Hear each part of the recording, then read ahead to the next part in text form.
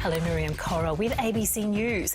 We're going to take you live to Melbourne, where the Treasurer Josh Frydenberg is addressing trade tensions. The Americans have some legitimate issues that they've raised about their trading relationship with China, but ultimately we believe in the World Trade Organization as the key body to negotiate some of these disputes, and we believe in a transparent, open, rules-based trading system. What impact, though, will it have on Australia's economy? Well, obviously, we're already starting to see a downgrade in the global economic outlook. Both the IMF and the OECD have downgraded their numbers as a result of these tensions, and capital inflows have been reduced. Investment decisions have been deferred. And when it comes to trade volumes, which were up more than 5% just a couple of years ago, they've been coming down quite dramatically. So we are affected. When you have trade tensions between the two big players, the United States and China, it's not just the protagonists who are affected, but it's the bystanders as well. So Australia's national interest here is very clear. It's in China and the US coming to the negotiating table, being able to resolve their differences, and for the transparent rules-based trading system to be maintained. The world has changed quite dramatically since October 2003, when George W. Bush, the US President, and Hu Jintao, the Chinese leader, both addressed the Australian Parliament in successive days. That was quite a remarkable event. And we as a country have always sought to have strong and productive relationship with both those countries. But the world has changed a lot since then. These are much choppier waters, and we are going to have to navigate those choppy waters to ensure that Australia's national interest is always advanced. Obviously, when we talk about issues like this, often it's from a big picture sense, but how do you think it'll hurt households, Australian households? Well, 1 in 5 Australian jobs is connected to trade. So for Australia, it's about opening up new trading markets for us, and we've been very successful in doing that. And it's about having a diversified set of trading relationships. As you would have seen in the papers today, our priority is to get a free trade agreement with the United Kingdom post-Brexit, as well as getting a free trade agreement with the European Union. We've been successful, and Simon Birmingham and before him Steve Chobo and others have been successful in getting a free trade agreement with Indonesia. This is a vitally important market for Australia, a country of over 250 million people. The Trans-Pacific Partnership was a key deal that Australia is now sitting at the top table with its partners, and we're striving to get the comprehensive strategic economic partnership, which will include China, and for the first time have India in a regional agreement, and that 16-nation agreement will be very important. Obviously, ASEAN will be central to that. So from the coalition's perspective, we see new markets, free trade, a rules-based trading system is an absolute priority for us. I mean, since we came to government back in 2013, back then, 26% of our two-way trading relationships were covered by free trade agreements.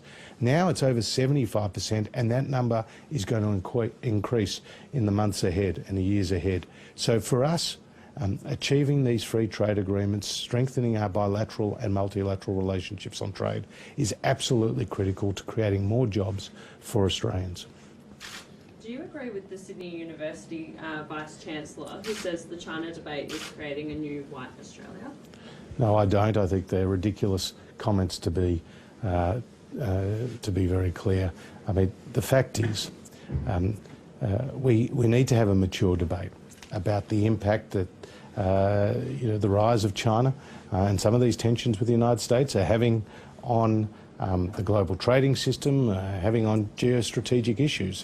It's a reality. We can't look at the world as we want it to be. We need to look at the world as it is. And the reality is there's growing tensions in the world. Some of those tensions are on our doorstep.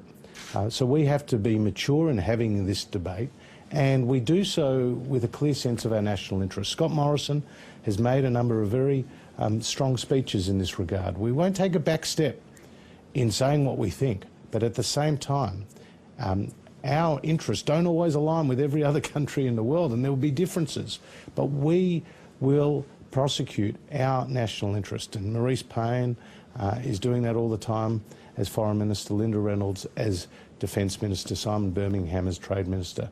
Those ministers, together with the Prime Minister, and I are always engaged with our international counterparts, and we will, at every time and in every meeting, we'll be promoting Australia's national interest first and foremost.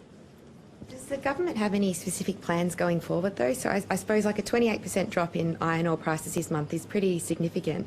Are you concerned about that, and what has the Treasury actually done to examine those flow-on effects? Well, as you will know, that in the budget we set out a forecast price for iron ore, and the forecast price was $55. So we've always been conservative with our budget forecasts when it comes to the iron ore prices, our largest single export commodity. And when the iron ore price went up to above $120, obviously that was producing more revenue for not just the companies involved, but for state and federal governments. But we haven't relied on that haven't always expected that revenue to continue to flow with those elevated prices. We've always been conservative with our forecasts, and that's what you'll see in the budget that I handed down in April of this year. Conservative forecasts when it comes to commodity prices, and any prices that are elevated to the point as they have been in recent times is a bonus. You spoke about the importance of free trade and new trade deals to strengthening Australia's economy. How soon do you think we could see a post-Brexit trade deal? Well, obviously, that's dependent on the Brexit timetable, but what our Prime Minister and our Trade Minister have made very clear to the Government of the United Kingdom is that this is a priority deal for us, and they've made it very clear it's a priority deal for them.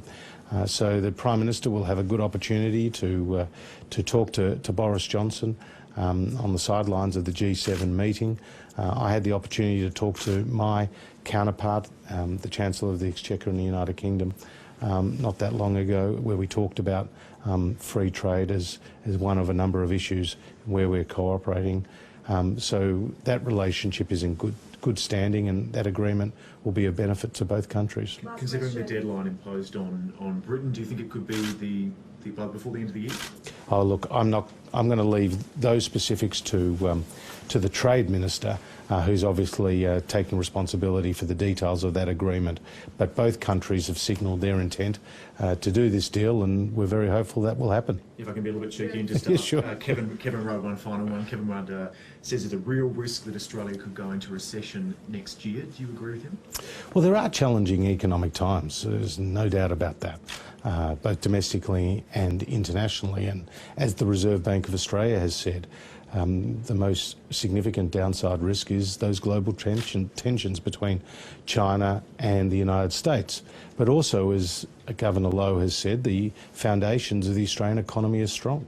When we came to government, unemployment was 5.7%. Today it's 5.2%. We've created over 1.4 million new jobs. As I said, when we came to government, the free trade agreements covered about 26% of our two-way trading relationships. Now it's above 75%. We are putting in place $100 billion of infrastructure spending. We're spending record amounts on schools and hospitals, because ultimately that's the dividend you get from a strong economy. A strong economy is not an end in itself. But also, the passage of those tax cuts are critically important to helping Australians earn more and keep more of what they earn. I mean, more than $12 billion is out the door as a result of the tax cuts we passed through the Parliament. And we didn't pass them with the support of the Labor Party. In fact, you hear the Labor Party and Anthony Albanese talk down the Australian economy every single day. But you know what their prescription was for the Australian economy that they talked down? $367 billion of higher taxes. And those higher taxes are still on their books.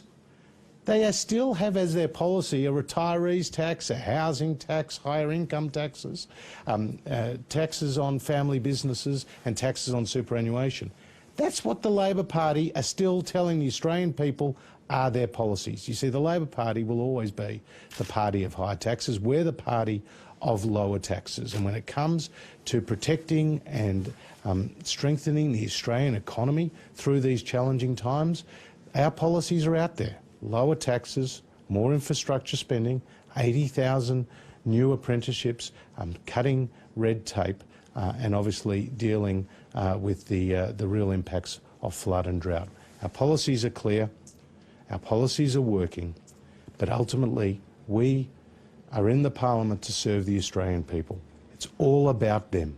That's our focus, and that's what Scott Morrison and his team are doing. Thank you. Federal Treasurer Josh Frydenberg there, responding to media questions, including concerns about the effects of a ramping up of trade tensions between the US and China.